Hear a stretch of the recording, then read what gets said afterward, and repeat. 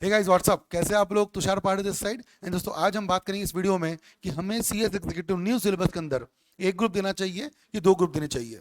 बेटा, ऐसा प्रॉब्लम इसलिए आता है क्योंकि जो नॉर्मली ईटी के बच्चे होते हैं उन्होंने अभी तक के ना एमसीक्यू पैटर्न में एग्जाम दी होती है। नॉर्मली 15-20 दिन या एक महीने में पढ़ाई कर लेते हैं, अच्छे से मार्क्स भी आ जाते हैं, नेगेटिव मार्किंग में नहीं होती है, एंड सब्जेक्ट बोलने के लिए चार होते हैं लेकिन वो एमसीक्यू पैटर्न में बहुत ईजी हो जाता है। But then when they come to executive, they usually think कि सर बाप रे, एग्जीक्यूटिव के न्यू सिलेबस में 7 सब्जेक्ट है, ग्रुप वन में 4, ग्रुप टू में 3, कैसे पढ़ाई करेंगे, कैसे पॉसिबल होगा? And then they normally get incline towards giving one group only, जो कि उनके लिए हार्मफुल हो सकता है। Sir harmful? एक group harmful? I will prove you with evidences इस वीडियो में कि कैसे एक ग्रुप देना डेंजरस हो सकता है आपके लिए, और दोनों ग्रुप के सिर्फ फायदे फायदे फायदे ही है। नुकसान अगर कुछ होगा तो आपसे मैं वादा करता हूं और आपसे रिक्वेस्ट करूंगा, कमेंट करके बताइएगा, मैं रिप्लाई जरूर करूंगा अगर आपको लगता है कि बोथ ग्रुप के नुकसान है और एक ग्रुप का फायदा है। बट मेरी यकीन मानिएगा, ये मेरा दावा है कि आपको ये सुनने के बाद समझ में आएगा कि सर एक ग्रुप से कभी भी बेहतर है दोनों ग्रुप देना। तो सर ऐसा क्यों, आइए जानते हैं। और उसके पहले बता दूं आप लोगों को कि सीएस एग्जीक्यूटिव न्यू सिलेबस की इंस्पायर एकेडमी में फेस टू फेस नई बैच शुरू होने वाली है। वो शुरू हो रही है 1 फेब से, बस अगले वीक 1 फेब से। सो ऐसे केस में आप लोगों से रिक्वेस्ट है कि फटाफट से नीचे दिए हुए व्हाट्सएप ग्रुप पे ज्वाइन कर लीजिएगा, हमें फॉलो करिए इस चैनल पे, यूट्यूब चैनल सब्सक्राइब करिए हमारा इंस्पायर एकेडमी का। Also follow us on Telegram, Instagram. मुझे फॉलो करिए इंस्टाग्राम पे सी एस तुषार पहाड़े, इंस्टाग्राम पे इंस्पायर एकेडमी को। एंड यस, अपडेटेड रहिए क्योंकि फ्रेश बैच न्यू सिलेबस की पहली बैच इंस्पायर एकेडमी शुरू हो रही है 1 फेब से। मैं खुद पढ़ाऊंगा आपको, हम भी ना, हमारी फैकल्टीज तो मैं madam, she will be teaching students. Mayur sir जो पढ़ाएंगे आपको एसबीसी, एंड हमारे मेंटोर, हमारे गुरु जो इंस्पायर के करता धरता है, राज हाफिज सर, वो पढ़ाएंगे आपको corporate accounting and financial management वाला सब्जेक्ट। सो इस तरह से ग्रुप वन की शुरुआत अभी होने वाली है और जून के आसपास शुरू होगा हमारा ग्रुप टू, जहाँ पे 3 सब्जेक्ट्स आपके होंगे। एंड ऐसे करके आपके दिसंबर की बोर्ड की गारंटी हम लेते हैं। बस आपको फॉलो करना है हमारे टिप्स को, इफ यू फॉलो आपको फायदा मिलेगा। तो ये 4 सब्जेक्ट्स आपके शुरू हो रहे हैं 1 फेब से, है ना। तो यूट्यूब पे आपको डेमो भी देखने मिलेगा, डेमो के लिंक्स, पीडीएफ नोट्स, सब कुछ आपको मिलेंगे व्हाट्सएप ग्रुप पे, तो जरूर ज्वाइन करिएगा, डिस्क्रिप्शन बॉक्स पे दिया गया है, right guys.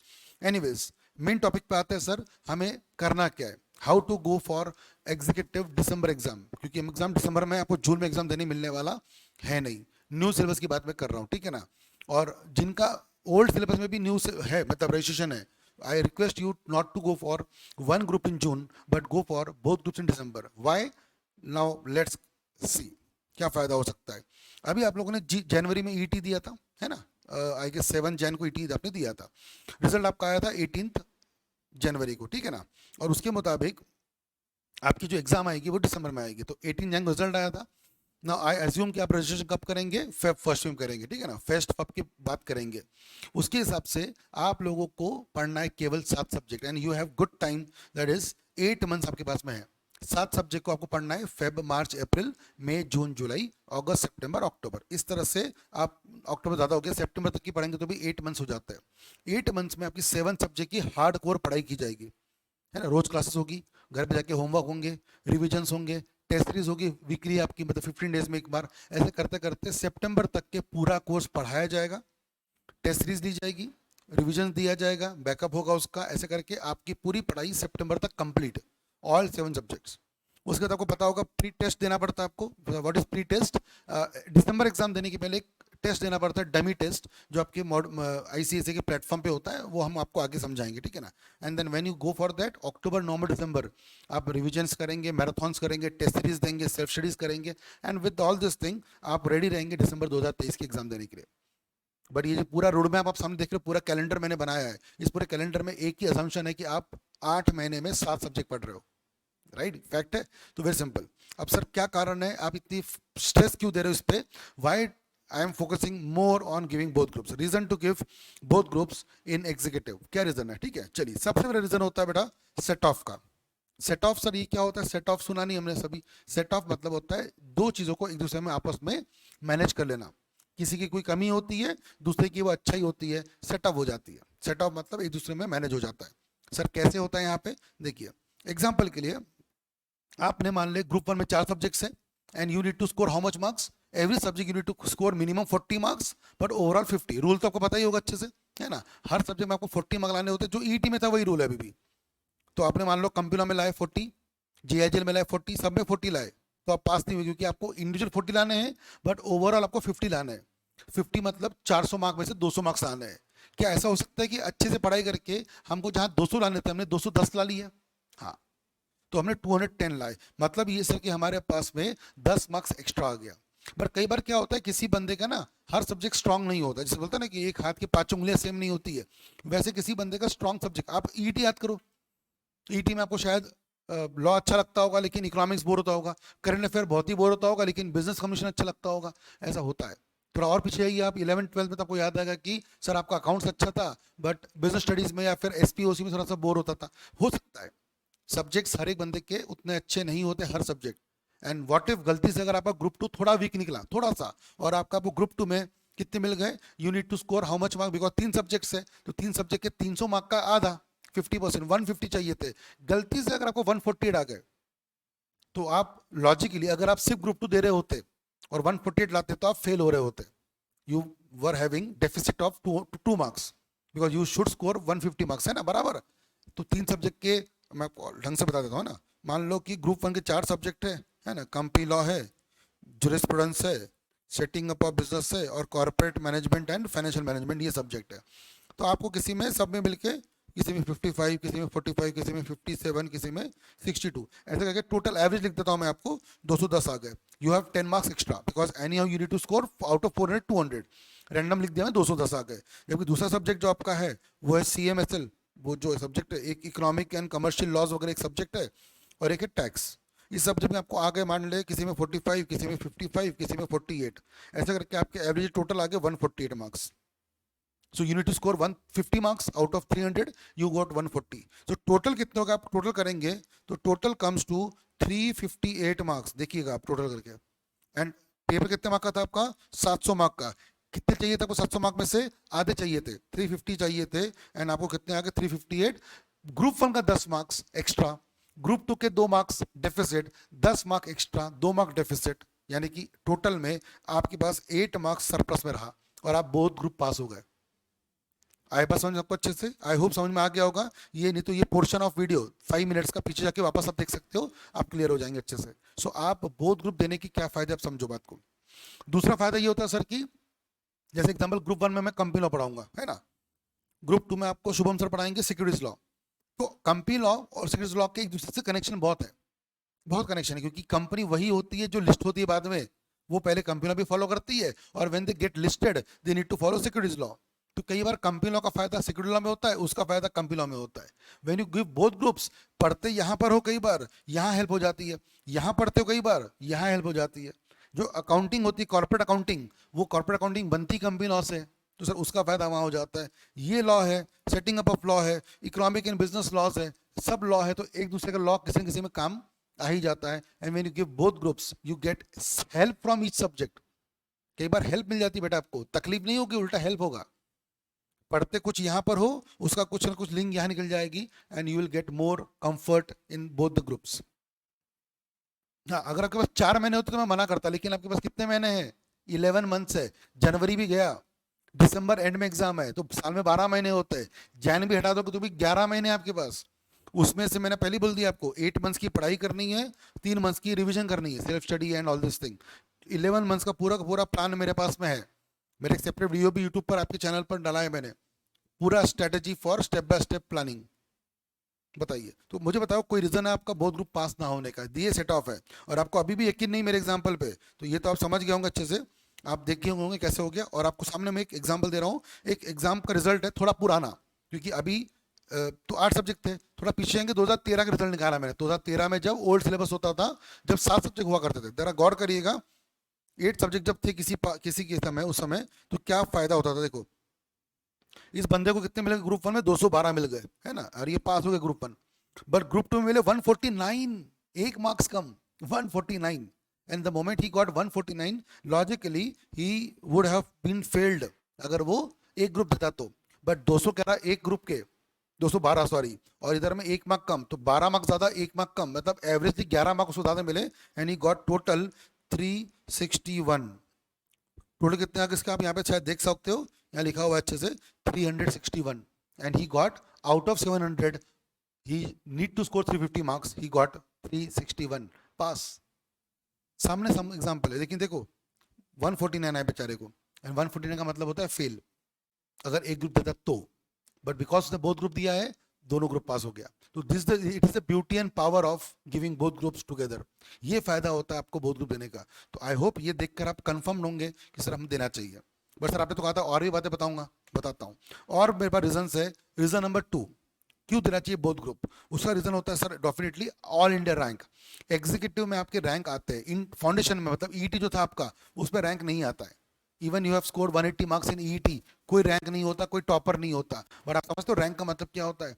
When you go for articleship training के लिए जाओगे, वहां पे आपको फायदा होगा, दोस्तों यारी में आपके नाम बनेगा, आपको खुद एक मोटिवेटेड फील होगा। जब आप जॉब करने जाएंगे, लोग को बता सकते हो आप कि I was rank holder in inter, मतलब एग्जीक्यूटिव, फाइनल, प्रोफेशनल, जो भी आपका लेवल होगा बता सकते हो कुछ आप। पास तो होते ही सर सब लोग, पास भी होना बहुत बड़ी बात है मैं मानता हूँ, लेकिन why not to aim for rank. और कई बार अगर आप एम ज्यादा बड़ा करते हो और उतना अचीव नहीं हो तो थोड़ा सा नीचे आएगा, तो एम करोगे 500 मार्क्स आ जाएंगे, तो जाके 400 आएंगे। आप चाहते हो सर कि मैं पास हो जाऊं जैसे तैसे 350 आ जाए, तो हो सकता है उससे कम भी आ जाए। तो you should always aim for the higher. ज्यादा बड़ा सोचोगे तो उसके करीब पहुंच पाओगे, है ना। वो कहावत होती है हिंदी में कि जितनी चादर उतने पैर पसारने चाहिए। हम तो बोलते हैं सर कि चादर बड़ी कर लो, क्यों ऐसा करना, अपने आप को कंट्रोल क्यों करना है? You should always aim high, don't restrict your self. हो सकता है किसी बच्चे को सीएसईटी में 110 मार्क्स आए होंगे, वो सोचेगा सर मुझे तो वैसे ही 50% मार्क्स आए थे ग्रुप ईटी में, अब सर मैं एग्जीक्यूटिव में क्या ही लाऊंगा, ऐसा सोचना ही नहीं है। और इंस्पायर अकेडमी तो आपको सोचने देगी भी नहीं ऐसा निगेटिव।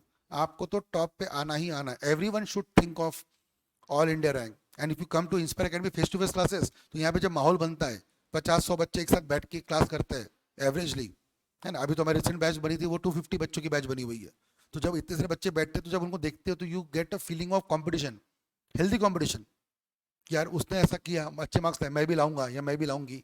उस वजह से पढ़ाई शुरू करते हो, and then you have a good competition, एंड मजाक मजाक में आप सबके अच्छे मार्क्स आ जाते हैं। एंड रिसेंट में भी इंस्पायर अकेडमी के 18-18, 20-20 रैंक्स आए एक एक अटेम्प्ट में, रैंक्स आए हैं। आपका भी नंबर हो सकता है, बट आपको अपना विजन बड़ा करना होगा, ठीक है ना। रैंक ला सकते हो आप, ये बहुत बड़ा रीजन एक है।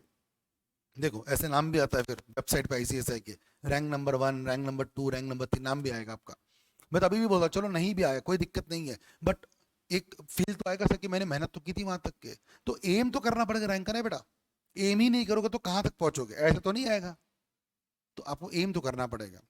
Please aim for rank, and for rank you need to give both groups compulsorily. तीसरा रीजन बहुत सिंपल सा और बहुत इंपॉर्टेंट सा, आर्टिकलशिप बेनिफिट। मतलब जब आप ट्रेनिंग करोगे तो ट्रेनिंग का बेनिफिट सर ये क्या होता है? सर ट्रेनिंग में एग्जांपल क्या होता है, जब भी आप ट्रेनिंग में जाते हो, मुझे बताओ, खुद सोच के देखो अच्छे से।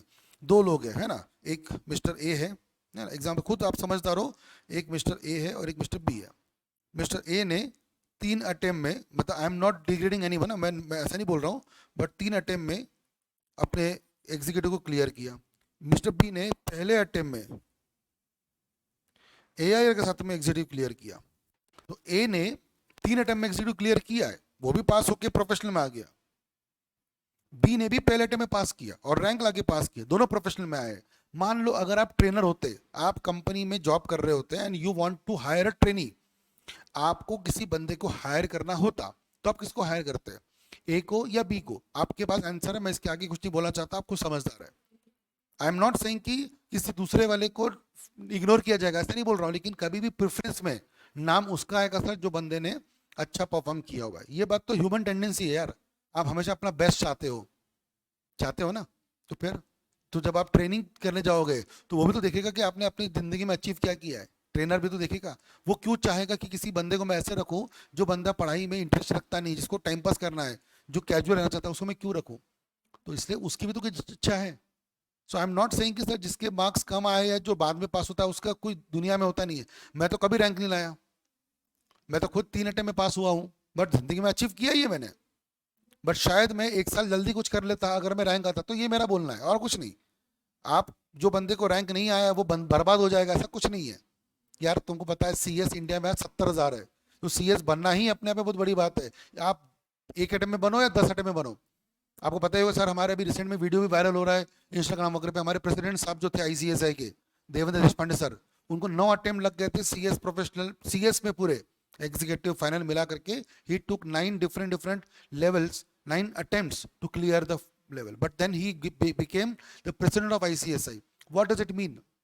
It simply means that कि sir, that what do you say, attempts are just a example. वो सिर्फ थोड़ा आगे पीछे कर सकता है, बट आपको रुकता नहीं कभी. बट फिर भी यार ट्रेनिंग करने में आपको अगर मौका मिलेगा तो कोई बंदा कभी भी किसको प्रेफर करेगा पहले, तो वो आपको ध्यान रखना है, उतना फायदा हो जाता है कई बार अगर आप रैंक ला लो तो.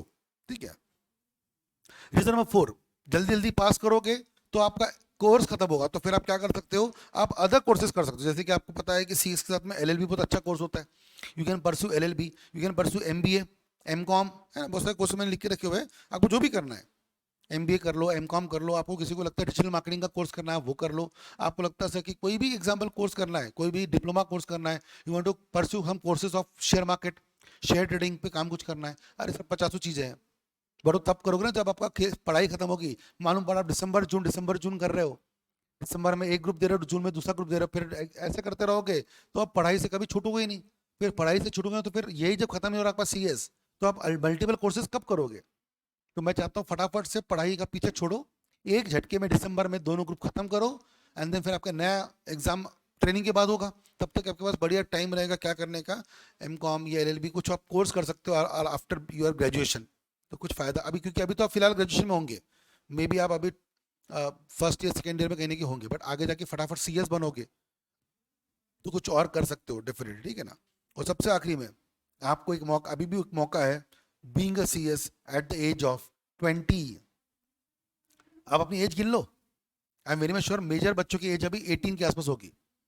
कुछ लोग होंगे 1920 वाले भी, दैट्स ओके, बट आपकी एज अभी मेजर बच्चों की 18 के आसपास होगी, क्योंकि अभी भी आपने 12th पास किया था लास्ट ईयर और आपने अभी ईटी पास कर लिया, तो आपकी एज 18 से 19 के बीच में होगी. आप सोचो इसी 19 के एज के आसपास आप क्या क्लियर कर लोगे अपना एग्जीक्यूटिव. अगले साल जब 20 साल की उम्र के रहोगे तब तक हो जाएगा आपका प्रोफेशनल खत्म, और आप 20 साल की उम्र तक के सीएस बनने के लिए तैयार हो भाई साहब. एक एक एक होता है ना प्राउड फीलिंग. आपके दोस्त यार लोग बैठे बैठे मस्ती कर रहे हैं, अभी भी सोचे कि पठान मूवी देखेंगे, वो देख रहे हैं कि क्रिकेट मैच में क्या हो रहा है, राहुल और आलिया आतिया शेट्टी की शादी कैसे हो रही है, वो उसी दुनिया में लगे हुए हैं, टाइम पास कर रहे हैं, घूम रहे हैं यहाँ वहाँ, और आप वो सब करते करते भी पढ़ाई करके सीएस बन गए. तो जो एक फील आता है यार क्वालिफाइड बनने का, यंग एज में मेंबर बनने का, जल्दी जल्दी पैसे कमा के माँ बाप के हाथ में देने का, पापा को बोलने का कि पापा बहुत हो गया, आप आज घर बैठो, चिंता नहीं है, आपका बेटा कमाएगा, आपकी बेटी कमाएगी, वो जो फील होता है घर पे, अरे भाई साहब, वो फील की कमाई अमाउंट पैसों में नहीं होती है, बस वो फील होता है. वो सब तब होगा जब आप जल्दी जल्दी बनोगे. और वही सर, अगर आप 27-28 साल तक पढ़ाई कर रहे हो तो माँ बाप भी बोल देंगे एक दिन कि बेटा कब तक को पाले पोसे. खैर, nothing personal, but just understand यार, एक फील होता है जल्दी जल्दी 20-22 साल में सीएस बन जाओगे तो फायदा है. तो यस, मेजर बच्चों को आज भी 20 साल में बनने का मौका है. So all this reasons, I guess यही कंक्लूजन है मुझे लगता है, go for both groups in any case, कुछ भी हो जाए. बस अब किसी को लगता है सर मुझे एक ग्रुप देने का है, मैं अभी भी बोलूंगा प्लान बोथ ग्रुप. देखो मैं आपसे हाथ जोड़कर रिक्वेस्ट करता हूँ और माफी मांगता हूँ, आई नेवर मीन टू से दिस कि आप बैकआउट करो, बट फिर भी किसी को लगता है तो आप हमेशा प्लान 2 ग्रुप का करो. 2 ग्रुप का प्लान करने के बाद अगर कभी मोमेंट में, आखिरी मोमेंट पे लगा, तो आप 2 ग्रुप से एक ग्रुप पे आ सकते हो. It is always easy to reduce the number of groups. But अगर आपने प्लान ही एक ग्रुप का किया और लेटर आपको मालूम पड़ा कि आपकी पूरी दुनिया, आपके पूरे दोस्त लोग सब बोथ ग्रुप दे रहे हैं, and you want to increase one group later on, वो नहीं हो पाएगा सर. तो प्लान 2 का करिए, and we at Inspire we will make sure कि आप लोग 2 ग्रुप की प्लानिंग करेंगे तो 2 ग्रुप देके ही रहेंगे. आपकी ग्रुप की कमी हम आने देंगे नहीं, पर फिर भी अगर आया तो we will discuss it. And अगर आपको लगता है हो सकता है हमें को शादी नहीं, कुछ भी होगा, तो we can definitely reduce one group, वो हम कर सकते हैं. तो there is always a probability to come from 2 to 1. 2 group से एक ग्रुप में आने की गुंजाइश होती है, लेकिन एक ग्रुप से कभी भी आपको लास्ट मोमेंट में लगाना कि यार हम 2 दे देते हैं, वो नहीं हो पाएगा जिंदगी में. और फिर मालूम पड़ा ना 2 होगा ना 1 होगा, और फिर कुछ भी नहीं होगा. इसलिए always aim for both group, so that कभी भी आपके पास एक चॉइस होता है लास्ट मोमेंट पे 1% ऑप्शन. अगर नहीं करना है तो we can think of that, but वो will think in the month of October, अभी नहीं. अभी तो फरवरी शुरू हो रहा है, अभी तो हमारी बैचेस शुरू हो रही है. बैचेस में आइए, पढ़ाई करिए, शिद्दत से मेहनत करिए, 8 महीने सितंबर तक की पढ़ाई करिए, तब एग्जाम फॉर्म भरना होगा, तब देखेंगे. अभी 8 मंथ से अभी तो सिर्फ एक ही option, series the answer, both group देंगे. नीचे कमेंट में मुझे आंसर चाहिए सबका, यस सर हम बोथ ग्रुप दे के रहेंगे. आई वांट कमेंट सेक्शन में सबका आंसर, यस सर हम बोथ ग्रुप दे रहे हैं. Right guys, so with this I'll end the video and I'll once again let you know कि we have starting a new batches of CS Executive Group 1 new syllabus start हो रहा है 1 Feb से, तो फटाफट से ज्वाइन करिएगा, enrol करिए and yes start the journey with us at Team Inspire. Right guys, bye bye, take care guys, see you soon and best wishes to all of you for your new syllabus courses. Bye bye, take care.